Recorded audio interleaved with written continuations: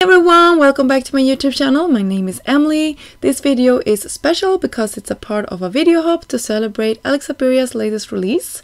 And I will have all of the links to the next person in line and of course the products that I used in this video linked down below for you.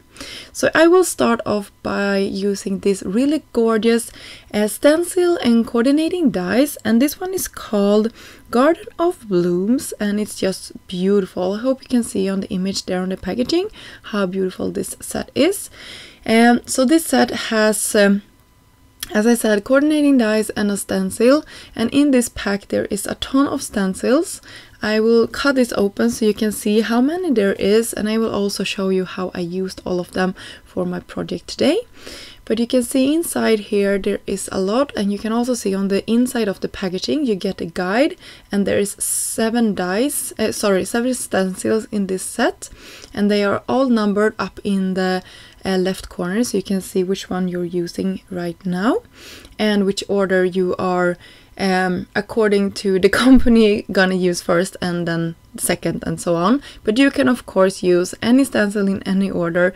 I went with 1 to 7 stencils and I had great results, so I would start off by using them in that order and see what you like most before experimenting too much.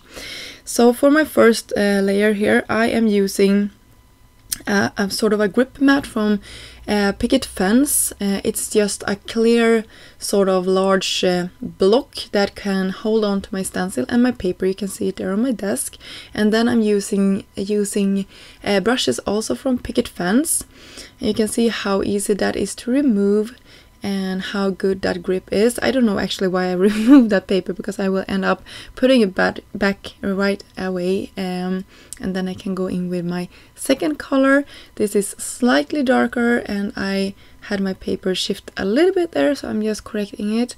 Nobody would ever know that I had that little shift, and I can just go in with a little heavier hand and the lines will all go away. So you can see how fast this is going. I have sped it up I think 2 times, but it's not it's a really fast process, and you can actually have many of these going on at the same time, so you don't have to clean them up in between.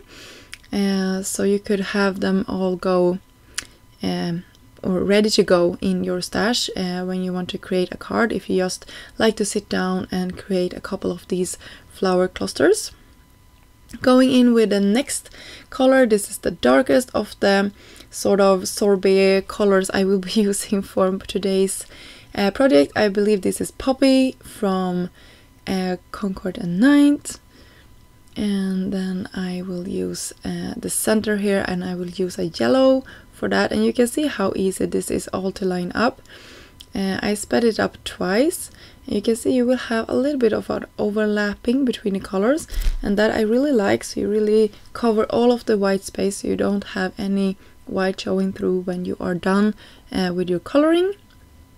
So this went quite slow, but I really wanted to line it up perfectly, and since it was the first time I used this stencil, I think it was important for me just to get a hang of where everything was supposed to be going.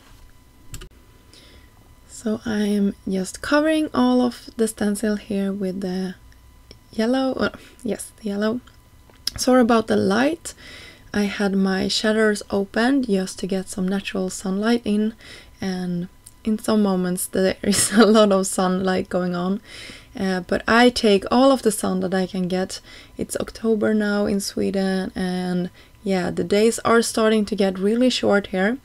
So I'm enjoying my Saturday and Sundays where I have a good amount of light when I am recording. So you can see I'm going in with the next layer for the leaves here, and we soon have our panel all built up. And instead of going with the traditional sort of green colors, I went with a more blue green, and I love this color combination. It's also from Concord and Ninth.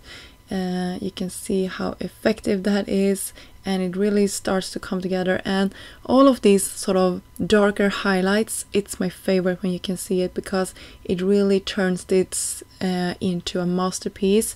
And it took me like no time at all to cover all of this space, when you're using brushes like this, and you don't have to figure around or figure out where to put your light. So I love it.